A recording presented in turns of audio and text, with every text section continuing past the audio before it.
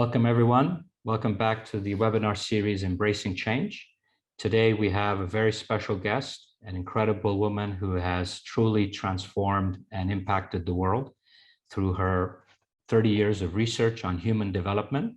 We have Terri O'Fallon from Montana, who founded the company Stages and is the most dynamic in the space, has created a way of assessing human development that is truly relevant as humanity and consciousness continues to expand and evolve. So thank you, Terri, for joining us today. I know it's getting near your dinner time and the end of the day, so I'll do my best to support you as we move through this process. Welcome, Terri. Thank you so much, Hazel. Thank you so much. So for those who don't know about stages and human development, maybe we can start, if you don't mind, with just how you got into the space and what it means to you, and then maybe we can talk a little bit brief on what is stages and what does that even mean. Well, I've been a teacher for many, many years. And of course, I grew up in a big family. I was the oldest of 7 children. And so I helped raise a lot of my younger brothers and sisters through the years. So child development became a very big understanding for me right from the very get-go. And then I started teaching first grade, and first grade is an early developmental level. And I've taught every level, up through high school, and you really get a feeling for how children move through the developmental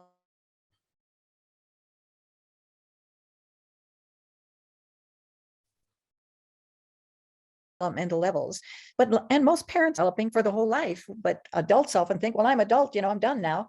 And that just isn't true when it comes to development and the development of one's consciousness and development of one's internet and the development of one's consciousness and their perspectives.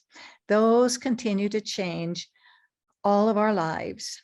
So I started getting an education in these areas specifically.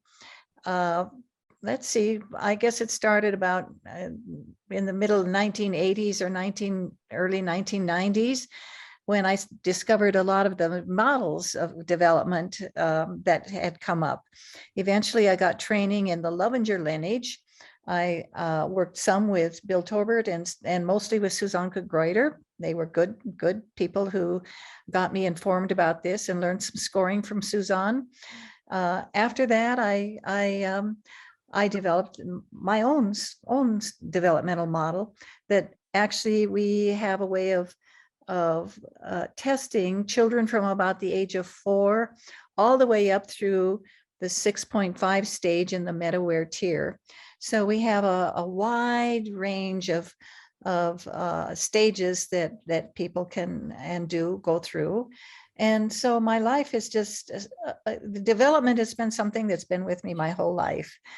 It's just been a very beautiful process that's helped me understand human beings and myself. Okay, so how is it relevant? What stage that I am in? I know I've done the assessment twice, and we'll talk about it at some point in our conversation. But why is it relevant, and how does it impact my loved ones or my family or those who I work with or the community? Like, why is it relevant? Well, why are stages relevant, or why are knowing about the stages relevant? Well, I mean, stages, of course, I understand that space. Yeah. People will know that we move through, but why is it relevant what stage I am in vis-a-vis my beloved, or vis-a-vis my parents, or the rest of my family, or the people I work with? Well, one of the important things to understand is that you might be at one developmental level, your spouse might be at a different level of development, and your parents might be at a still different level, and your children might be at a still different level. And yet, if you are only looking through your own perspectives, you won't understand why they believe different things than you do. And so it can be a lot easier to understand the perspectives that people take at these different stages and recognize that that's where they are. And they're healthy, beautiful people. Just because they don't believe exactly the same thing you do doesn't mean that something's wrong with them. And it doesn't mean that something's wrong with you. That it really helps people accept each other and understand each other way, way better. So that would be the way that I look at it. I actually look at development. I think everybody is completely whole.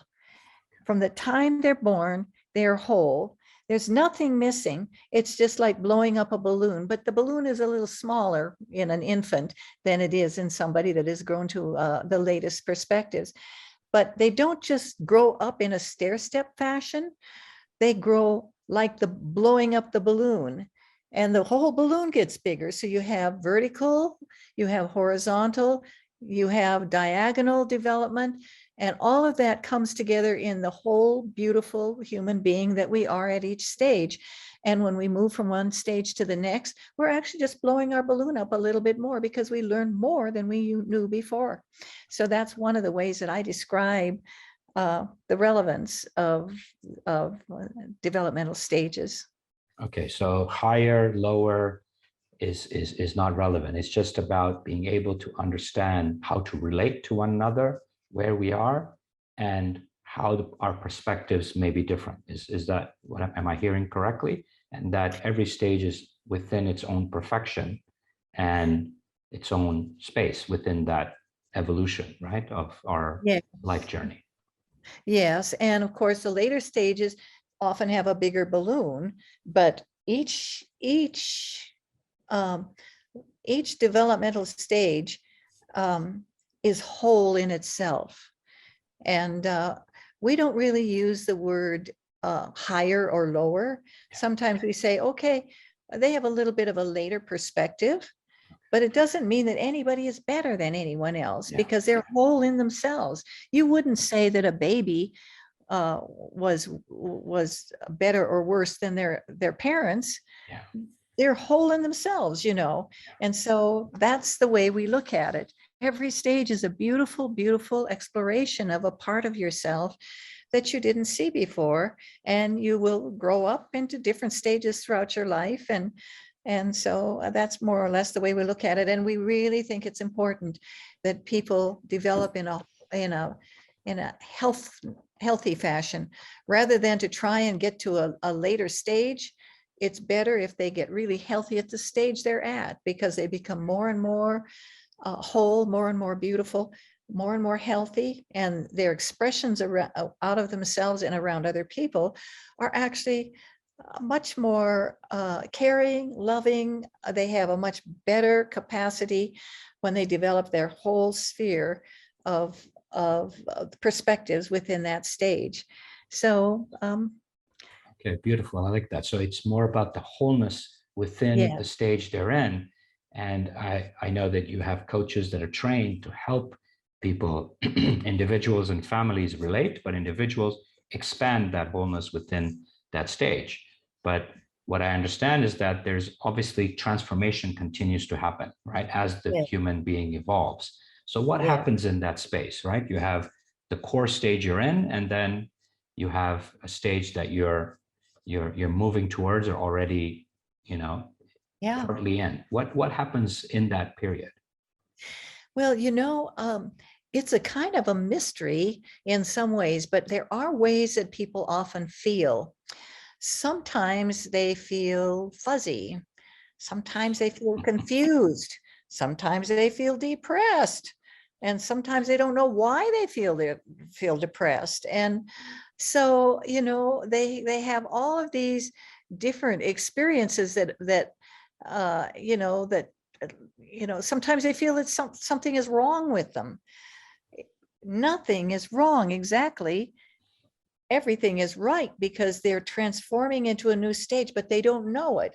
But it can be really confusing to people, and their feelings are sometimes kind of mixed up, and they know they aren't the person they used to be, but they don't know who they're going to be yet because they don't have this new identity. And so there's a period oftentimes when people are going through transformation like this, that they're fuzzy and they feel like every day is the same, and why should they be alive? But yet they feel like they've got a beautiful, happy life. And so, it's just, sometimes it doesn't feel too good until they get a kind of a breakthrough, this confused feeling. They take care of the confusion in their life, and it opens up into the stage. And it is just such a beautiful experience when people, it feels often to them like they're a completely whole new person. And of course they are in some ways. They still have the capacities of all of the stages they've been through, but they light up with a whole new capacity. So it's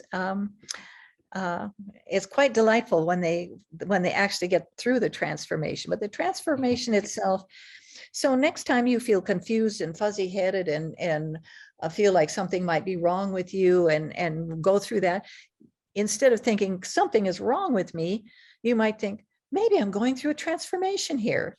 Maybe something is right, and maybe I'll be seeing, some real sunshine here in the future. So you can look at it from a positive angle rather than a worry and a fret and a feeling badly. If you take that perspective on it, it's probably going to feel a lot better. That's beautiful, Terri. But for many of us, we might sit there and say, how long is that confusion? You're bringing a positive, space to it, and that there's newness coming, and this, you're in that wholeness, but now you're expanding, like you said, to another, new way of being, right? Yeah, but yeah. How long does this state last? And yeah, it's different for different transformations. Now, some transformations, we have 3 parameters that can in the stages model that can shift during a transformation. Sometimes we only shift 1 parameter. Those are pretty easy. People can float through those pretty quickly. Sometimes there's a 2 parameter shift, and those are pretty hard. That's when we shift from the edge of a person perspective into a totally new perspective. And then sometimes there's a 3 parameter change, which is very hard. And so sometimes you have to have some patience. And if you learn the stages model right away, you'll learn which one of those parameters will be changing for you next. If you happen to be in the pluralist stage, for instance, and you're transforming into the teal strategist stage, it's only 1 parameter change. So it's not so hard. All of a sudden, a reflector comes up. And when the reflector comes up, you can stand back and take a view on the stage that you were in. That's not so hard. But when you move from a tier perspective, which is a 3 parameter change, they are changing whether they favor an individual or a collective view. They are changing their tier, and they are changing their favorite learning style, a favorite learning approach.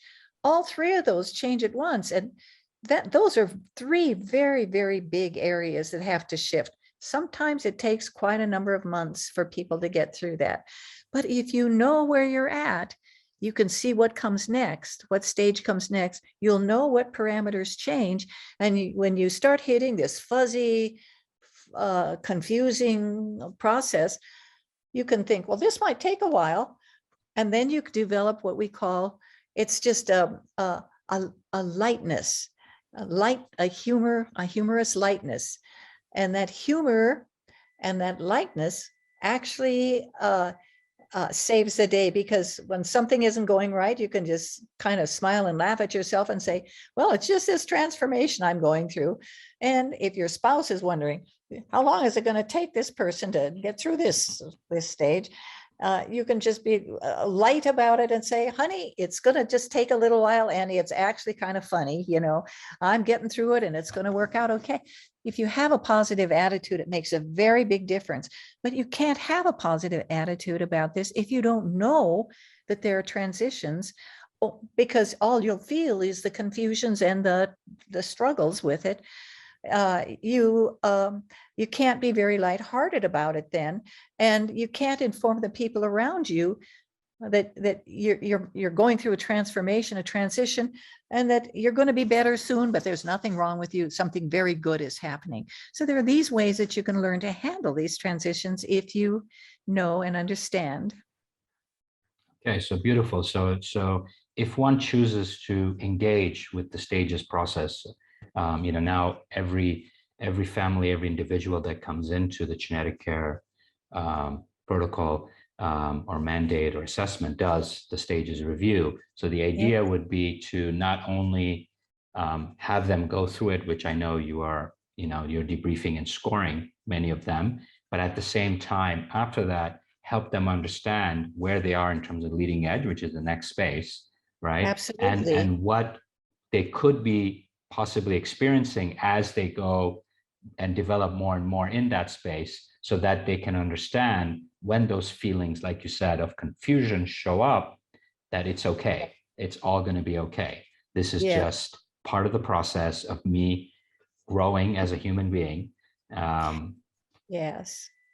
Right. And you might think back on times when you were like for most people, when they get out of high school and they go to college, if that's one of the choices they made, it can be a terribly confusing time. And that's a real common time for people to go through a transformation. And while it's a delight, it's in some ways, it's also terribly confusing because they don't know who they are anymore. And that's a 3-parameter change. And so they often, will try and experiment with everything under the sun, and they may get into trouble. They may not pay attention to their budget and spend too much money and get too many credit card debts, and they may fall in and out of love several times, and they may take 25 different courses, not knowing which one they want to do for a profession. It's confusing for them. And that's most people who have been through that, or who have children that have gone through that, you can see it right away. They are fuzzy-headed about a lot of things. And that's just healthy. That's just a healthy process that they have to go through. So parents don't have to worry about them having something mentally wrong with them or something like that. They may have to help them develop their budget. They may have to, there are things they might be able to do to help them get through it. But that's just one of the transformations that young people go through. Okay, so the idea would be to create some form of support during that confusion, especially when it's a 3-tier, but at the same time, trust in the process, like you say, trust in the perfection of life. But of course, there must be an extreme to that experience, right? If somebody starts going slightly out of control, right? There's the fine line between how much do I accept because it's just part of the journey versus, what is, crossing the line, right? I think that's where parents and a lot of people are kind of, themselves confused about, right? That where do I draw the line, right? How much is okay for them to be their unique human being and unique path of growth versus, I guess tolerance maybe, which is not a fun word, but, or acceptance, I guess. Yes, acceptance. They're always, especially with youngsters, they're always, at the 4 years old to about junior high, 7th and 8th grade, 9th grade. That's when children are learning to follow the rules. And that is a very important stage. Before that, they don't know that there are rules. And that the terrible 2 stage is where you have to put real boundaries around children. Once you put the boundaries around them, they'll follow the rules if you tell them what the rule is and what the consequences are if they don't follow the rule. And of course, there are important ways to do that with your children. There are certain kinds of boundaries parents can put on their, help their children grow through the transformational stage. One is to stay in close touch with them. Another is to, they need to keep their grades up if they're going to go to college. If parents, especially if parents are paying for it, and if they're paying for it, then they have to learn how to take care of stuff. They're working, so they're developing, and they're putting boundaries on themselves that way. So, there are certain kinds of boundaries, and there are certain boundaries you won't be able to. At some point, you have to trust that your children are going to be good enough so that they can yes, they're probably going to get into trouble here or there, and they'll learn from their mistakes. What happens though is if children, going through some of these stages, don't learn from their mistakes, they keep making the same mistakes over and over and over again. And oftentimes that's when a shadow comes up, or there's some kind of frontal lobe problem, memory, learning problem where they can't handle things. And of course, you can always notice. That's one good thing to notice is if they keep doing the same thing over and over and over again and keep getting into trouble in the same way,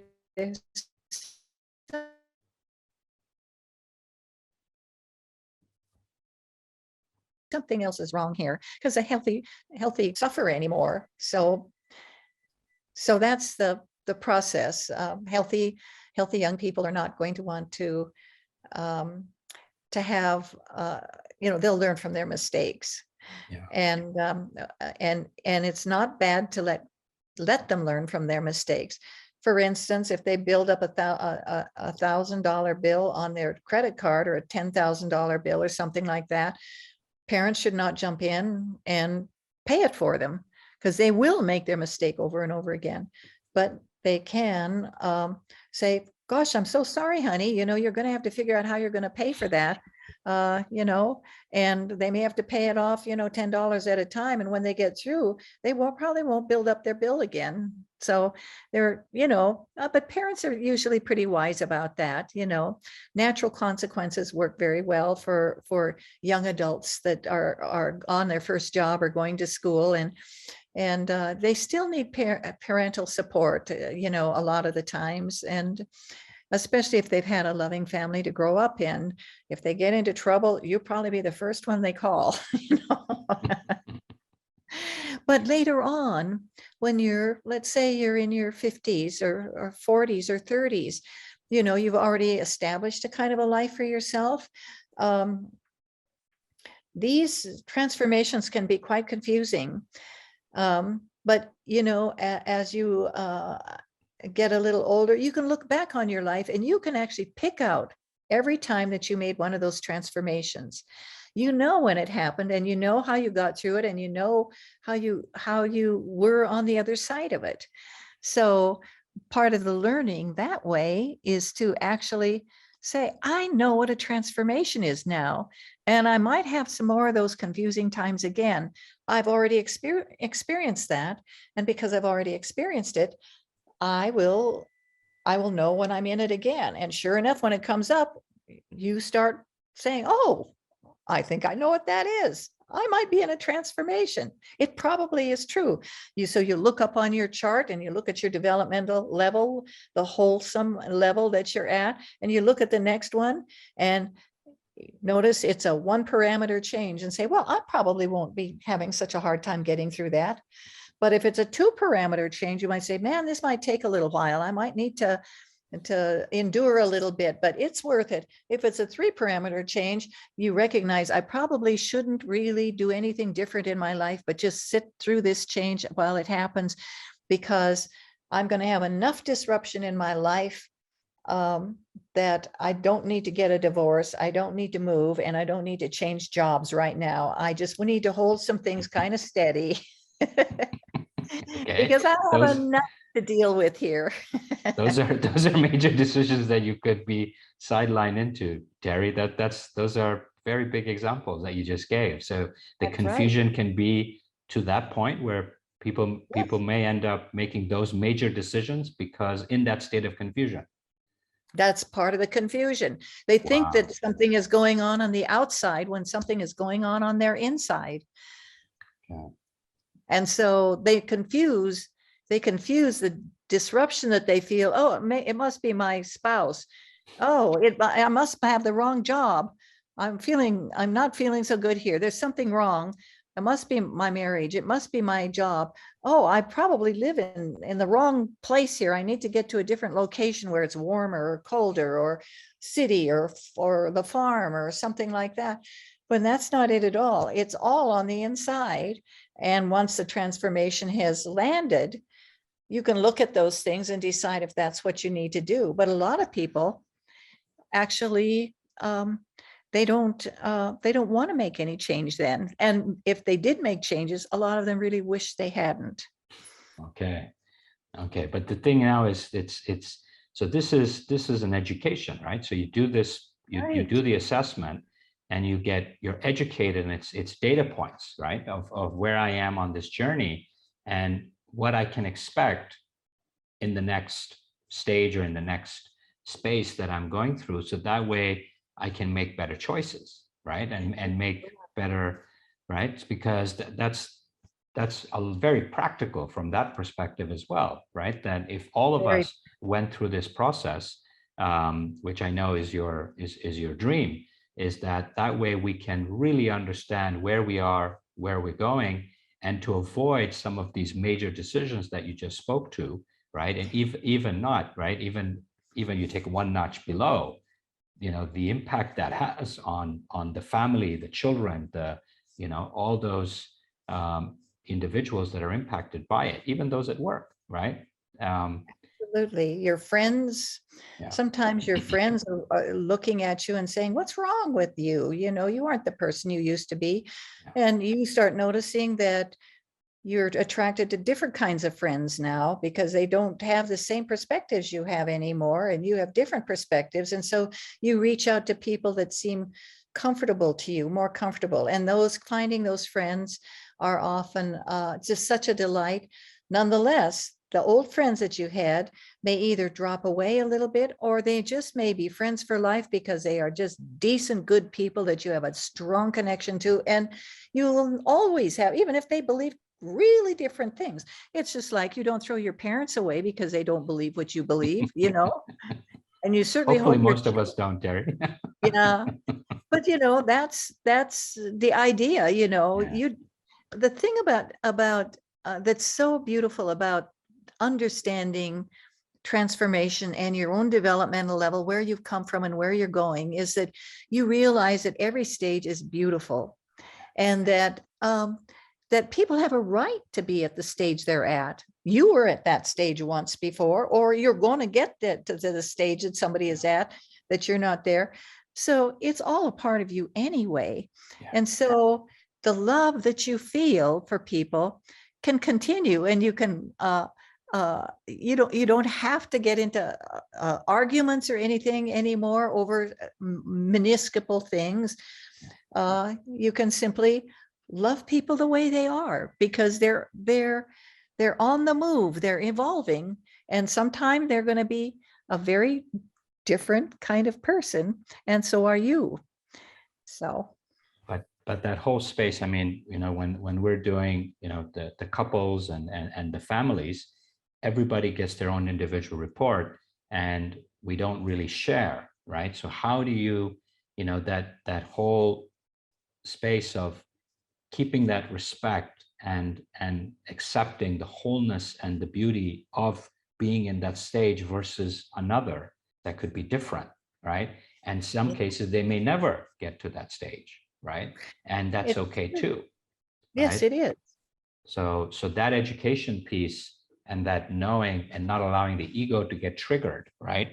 Both ways, right? That I'm able to see things from a complex systems perspective versus another who's focused on the expert opinion and is not challenging because it's, that's just where they're coming from, right? Yeah. Not looking down or not looking up or not looking any direction, right? Is itself also an exercise and of acceptance, right? So I think this is maybe another way of learning how to accept the other as we grow together. Like you said, the friendships, the core ones are there no matter what, right? That's No right. matter what you do, where you go, how you go, and they just accept you. And maybe there'll be times and years where they tolerate you because they're just like, okay, I Because don't you're get in a him anymore. transformation and you might not feel so tolerable, but Yeah, but right. you can So both laugh about it if you know that's what's happening. But yeah, something else, Faisal, the core emotions yeah, like love and care, they start when children are very, very small. And those particular emotions, compassion, empathy, they grow up with the stages. They become greater and greater. okay. So at first, for instance, children love their toys. And of course, we as adults love our toys too, but it's far different from loving our toys than loving our spouse. Yeah.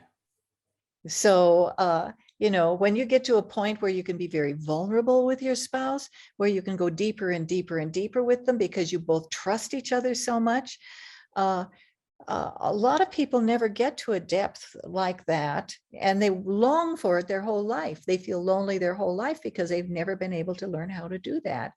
But that kind of process gets greater and greater the more and more you develop.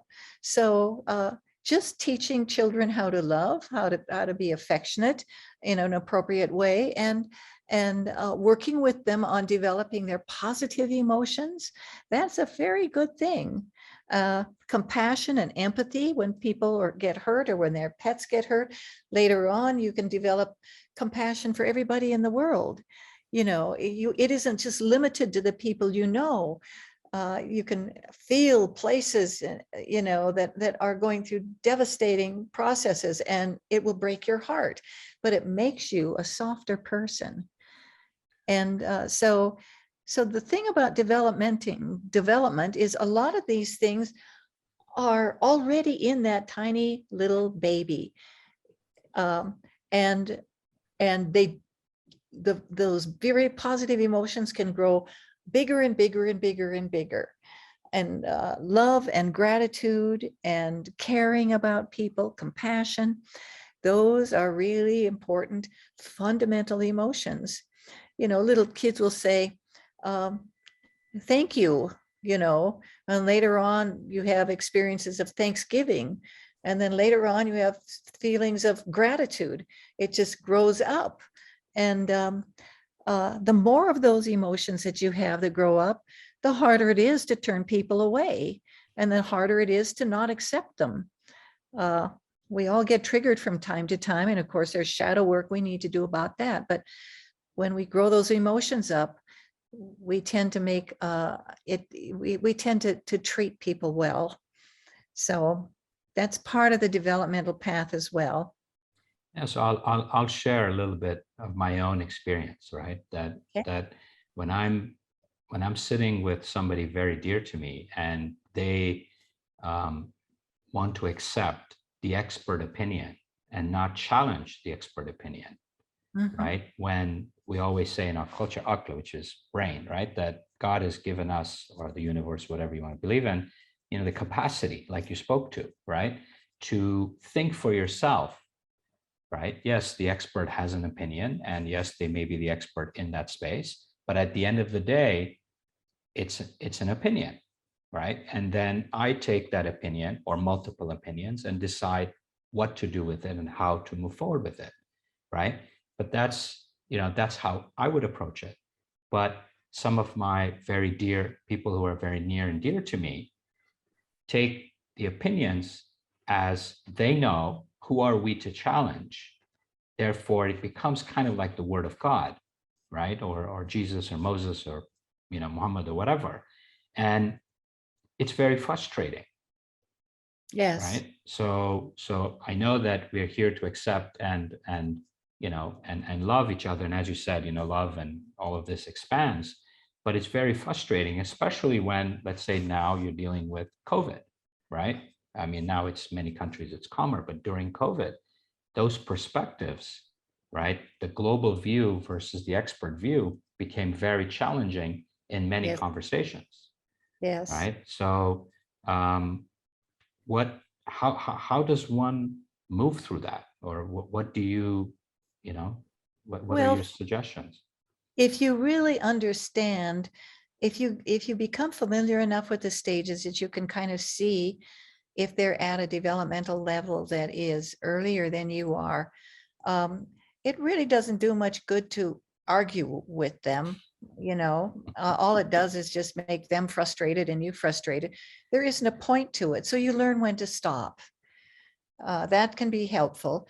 And sometimes they will not change their mind no matter what you do anyway. So, you can get in a conversation with them about many things, and it doesn't have to be about the things you're going to argue about. When it comes to a relationship with somebody that you're living with, it becomes a little more difficult if they have an opinion that's very different than yours. But what I have noticed about as you grow your perspectival balloon up, the bigger your balloon gets, the more you love people, no matter what they're like. I know of several people who have scored at the very latest stages, and they have people that they've married when they were just, early 20s. And one of them stayed the same, and the other one grew up clear up to the latest stage. There is so much love between those people, and they don't argue. They kind of adjust to each other. They've been together for so long that they, I don't expect those folks to ever break up, So the later you get, the easier it is. You may get into this place of pain, but or disagreement or frustration, but the greater your perspectival balloon is, the less it hurts. It just doesn't hurt you so much because you have an understanding that they are whole within their own sphere. And it's hard to make meaning of that for a while. But I would say the fourth person perspective is a place where people really start getting that.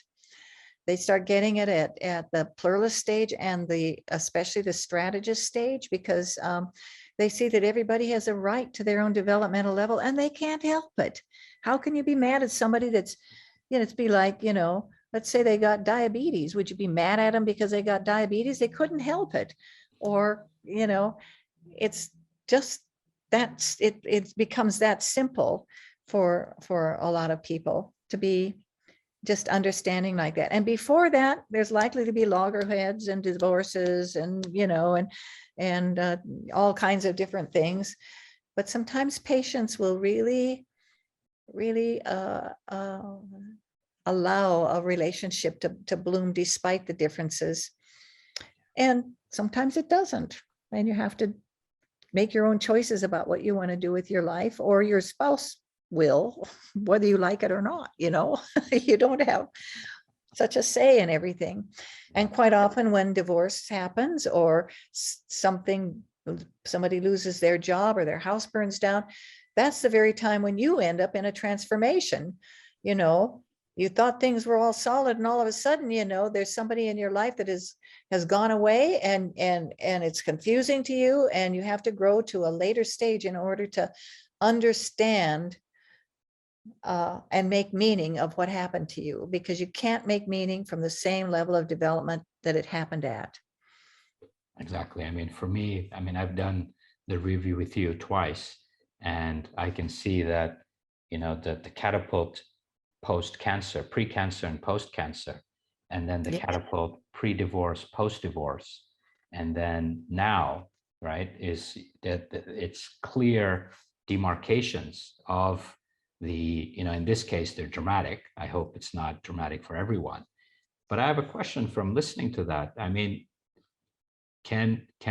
So are these happening during the leading edge, like the leading edge of the new place, or is it happening faster because of these events? Like what have you seen in your experience? Well, quite often most people can be in a stage for 4, 5, 6, 7 years, and they can have developed a fairly mature place to operate from in that stage. And so once you're in a fairly mature place, if something like this happens and your world falls apart, it can catapult you into the next stage just so that you can make meaning. If you're already in a transformation, you might get through it faster. But that will influence the way that you see things. So, and of course, you know, there's a kind of a double whammy, you might say, in that, you know, if an incident happens that is really difficult, and then you go through a transformation at the same time, you're already confused because your child died, or your house burned down, or you got a new job, or you have a new child in the house. That'll transform you often really quickly. You know, you think you know what it's all about until 3 o'clock in the morning, when you've got to get up and change diapers, you know, every night, and you're sleepy and tired all the time. I mean, good things can cause a transformation too, positive things.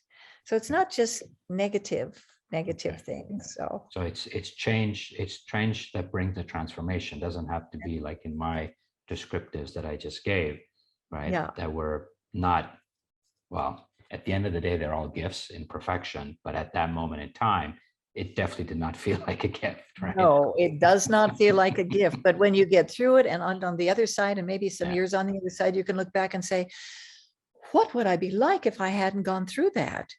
That was one of the most painful experiences in my life. And I'm a different person now. I wouldn't have it any other way. But so it's interesting to see how, like for me, post-cancer, I mean, pre-cancer, I would make decisions 95% on my own and everybody would follow. And post-cancer, I refuse, from the reflection and the feedback, I basically didn't make any decisions, right? Gave people options, and then became a democratic, you know, leader, right? And many of my partners kept saying that, Faisal, you cannot succeed in this manner. You are going to destroy the companies you're running, because you need to be the leader, and they are looking for you to make those decisions that they're not able to, right? And it was interesting to see that change and that pushback. And then, you know, the next event happened. And then obviously now, from, you know, the reviews we did together in May, and I know I'm naughty and I did it again in December, which is shorter than I know the way you normally would do it. And we can see how that is being reflected in the day-to-day, as I'm able now to ground and start to make the decisions while taking everybody's perspective into account, but I'm still now making the decision and not just being kind of swayed by everybody else.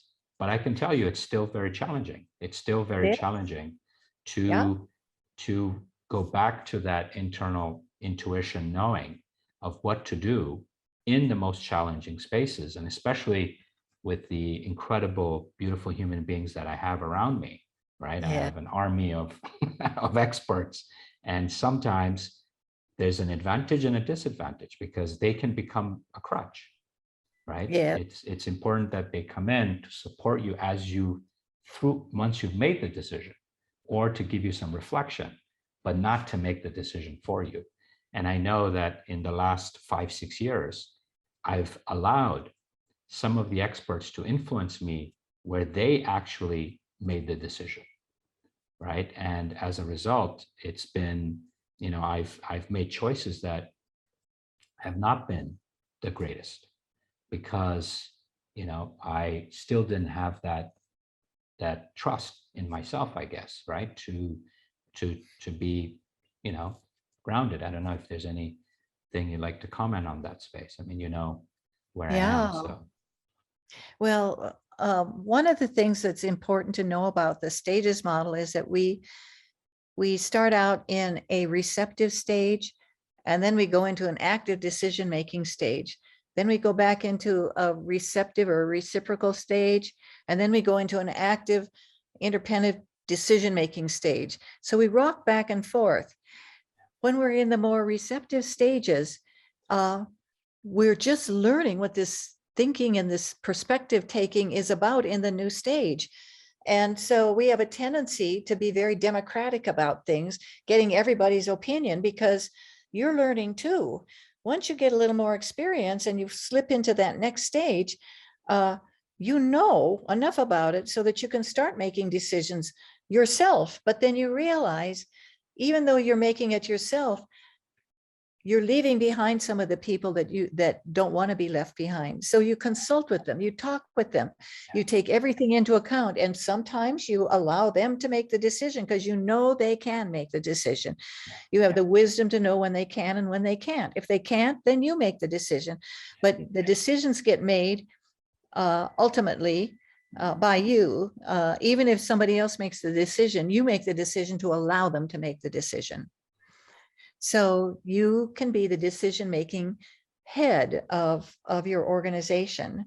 So you make that decision, and you're actively oriented again, and then you move into the next stage, and it's more receptive again, where, oh my gosh, I am in a whole new world. I don't even know where I'm at. I mean, I might as well have, moved to the bottom of the ocean, I've got to learn my context here before I can figure out how to do anything. So you reach out to other people again. So can you see how that works, rocking back and forth? So see, it looks to me like you're not swimming in your perspective anymore. You're activating it. And you're making decisions now. And sometimes you ask other people to make decisions. If the decision didn't work out, you've learned from that. You probably won't do that again, And that's just the way it goes. And you become very, very good at the developmental level that you're now at. So that's part of the transformative process, is to learn to swim in something long enough and be democratic enough so that you get as much information in as you give out, and you become more whole. And then things just click and you start making those decisions again, because you have enough information and enough experience in that later perspective to do so. What's really interesting is that we did the first review, and then I wrote, I did a first part of the writing of the book. And so we did the review in May, and the test in May, and then the review in June, and in July. No, in September, I wrote the first part of the book. And then in December, I wrote the second part of the book. And in the first part, because of the stage I was in of this receptive kind of trying to figure out, I was not assertive at all while I wrote the first part of the book. And in December, Jan, when I wrote the second part, I was sharing, reflecting, but taking a position. So it's just unbelievable that even while writing, right, it was so obvious that in the first one, I called it wobbling. I know you call it whatever, right? I'm confused or whatever the word is, but I was literally wobbling. Wobbly is a good word. Right. I felt literally, because, when we reviewed it, my editor kept saying, Faisal, you're not taking positions. You're not stating, you're not, what's going on? And he couldn't understand, because this is the second book. While the first one, I was, I just, went through it, taking positions left, right, and center. And then December, Jan came around, and I was sharing this deep reflection, but also taking a position, right? Yes. And now to put that together, which I'm going to see the first draft in a week or so, it's interesting that it's been challenging to put that together, but it's like two human beings who have written the same book. That's exactly right. And you can go back and look at the earlier human being and saying, I remember what that was like, but that's not me anymore. You still have all the skills that you had then, and you can transcend but include everything that you were then. But you have a wiser, more of a larger perspectival bubble that you're working with than you did then. So, but in terms of identity, like it was really very, when I'm saying wobbly, I mean literally wobbly, right? Yes, and it was affecting a lot of different areas of my life, from the work to, to a lot of pieces. And so there's an impact to the identity. Can you share, that like I just shared, we're laughing about it, but it was very strange, right? That I'm writing a second book, even though it's number of years later, and I've had a lot more experience, and I feel a lot more grounded in terms of the space, but I'm wobbling inside, and it's Yeah. affecting, I guess, my identity, right? So what, you want to share a little Sure. bit of identity and what that means? Well, identity is who you see yourself to be. Okay. It's simply who you see yourself to be. And of course, when you're a little child, the people will say, "Who are you?" And they'll say, "I'm Joey," or "I'm a boy," or that's who they are.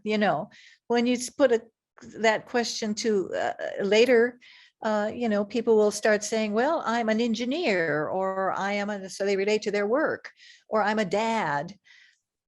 Later on, you start looking at yourself, I am aware, and I am vulnerable, and I am a systems analyst, and so you see they have a lift. They're trying to describe their identity in each space that they're in, and sometimes you just have trouble defining it because you're still in a confusing place. So. We laugh about it, Terry, but it's not so funny at that time, right? No, that's true. You laugh about it after it's over, usually. But if you know you're going through it, you can be lighthearted about it. I mean, you could just simply say to people, "Oh, I'm going through a transformation. I'm kind of goofy right now, but I'll be better in a few months. Don't worry about it," and you'll find they'll accept you better. It's hard enough when you're trying to accept yourself, when, if the people around you don't accept you, that's really hard. But when you've got everybody saying, "Oh, he's just in a transformation," that's what Fiesel is like, and he'll be out of it in a few months. We're all laughing about it. It lightens things up a lot. Yeah.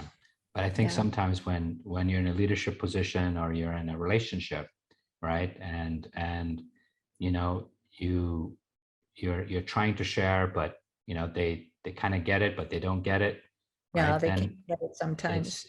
it becomes challenging because you need to make certain major decisions, and you're coming from different perspectives, and at the end of the day, yes, you can agree to disagree, but when the rubber meets the road, decisions still need to be made, right? And many of them are collective, right? But And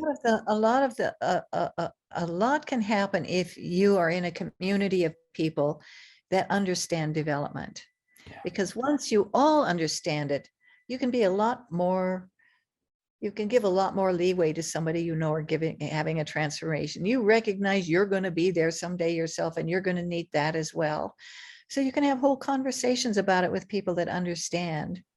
And that helps a lot. But there aren't very many communities that you can be in. I really admire that you're giving so many people these inventories, because they'll all know, and you can have conversations about this topic. Even you don't even have to tell people the developmental level you were scored at. You can just talk about transformations, and when people are in a transformation, and there's just a compassion for people that are having a tough time that way. It makes it easier if you're all on the same page with the understanding of developmental stages. no, that's like we did today, right? We're speaking of it, and That's right. we're not numbering, we're not No, specifying anything, right? no. So at what age would you begin? I know you said 4, but that's a different category. But when it comes to young adults, what age would you recommend to begin that process? Well, I would say that people who are 17, 18 could have an inventory like that, because they are the brain waves really go very well with these developmental stages. But at the age of 18 or 19, they move into a beta brain wave, which is an a capacity to have some more analytical processes that they didn't have before, and abstract operations. And they'll be their brain is growing, and of course our brains continue up through the stages. So that would be a good time to and they might see it more like, this is my type. It doesn't matter if they think about it as a balloon or a developmental level. But the important thing for them to understand would be, that they're going through a transformation. Transformations aren't all that easy to go through sometimes. And yet it's a really good thing. And things might get confusing here, and I love you anyway. So that'd be the child or the young adult that's heading out of the home and for their first job, and they're not living at home anymore, and they're going to school, to college, or to trade school or whatever. That's a big switch. And that right in that stage there is where one of the greatest transformations happen. It's a 3-parameter stage. They could use some support, and if they understand that a little bit, it might be helpful to them. So even though the prefrontal cortex is not developed, because of that major change, because of that 3-tier disruption, you're saying it would be good to do that and support them accordingly. Yeah, because I think they can understand the terminology around, oh, this is a transformation. Remember when you were in junior high and how you changed when you went into high school? You remember when you got into first grade and how things changed. You finally had a friend, and before that you weren't so interested in friends. And so, they can get, you can just share with them how things changed when they were growing up. And they're typical kinds of things that happen. And if you took care of baby books and things like that, you might even show what you wrote about them at that time, and stuff like that.